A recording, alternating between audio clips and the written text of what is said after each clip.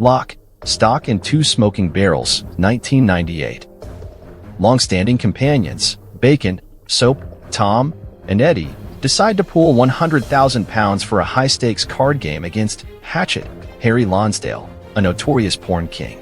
Assisted by Barry, the Baptist, Harry's trusted bodyguard and advisor, the game is manipulated to ensure Eddie, representing the group as the card sharp, loses to Harry. Eddie now faces a daunting £500,000 debt within a week, risking the loss of fingers and his father's bar if he fails to pay. To the dismay of Eddie's friends, all 4 are tasked with settling this debt since they collectively provided the stake money. The responsibility of collecting the payment falls upon Harry's loyal and violent debt collector, Big Chris, accompanied by his son and apprentice, Little Chris. With no apparent means to raise the money after several days, Eddie overhears his neighbors, a group of thieves planning a heist on marijuana growers reputedly loaded with cash and drugs. Eddie shares this intel with the group, proposing they rob the neighbors upon their return from the heist to resolve the debt. Leveraging Tom's connection with an underground dealer, Nick the Greek, the group secures firearms for the operation and seeks assistance in moving the stolen drugs. Nick acquires a pair of antique shotguns and negotiates a deal with Rory Breaker, a gangster and sociopath, to purchase the stolen weed. Before the card game, Barry hires low-life criminals, Gary and Dean, to steal antique shotguns from a bankrupt millionaire for Harry. However, the guns that Harry desires were prematurely sold to Nick by Gary and Dean. Barry, furious, having a gang member killed by his own Brin gun, and an incriminating encounter with a traffic warden, the job is otherwise a success. Unfortunately, as they come back to the hideout, the 4 friends ambush the neighbors and take the loot, who later return that chemists that were robbed were under his employ. Rory interrogates Nick into revealing where the 4 friends live, and uses one of the chemists to identify the robbers. That same morning, Dog has become furious at having been cheated and, during a tirade, he launches one of his men into a wall, who discovers, through the hole he makes as a result, various sound recording equipment.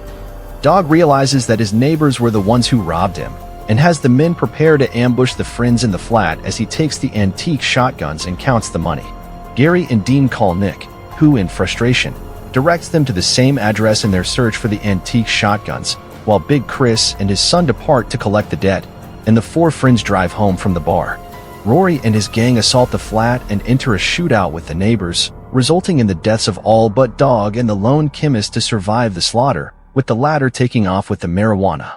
Dog is mugged by Big Chris of the shotguns and money during his escape. Gary and Dean stealthily follow Big Chris, and the 4 friends finally return to the flat, shocked by the carnage and the missing loot.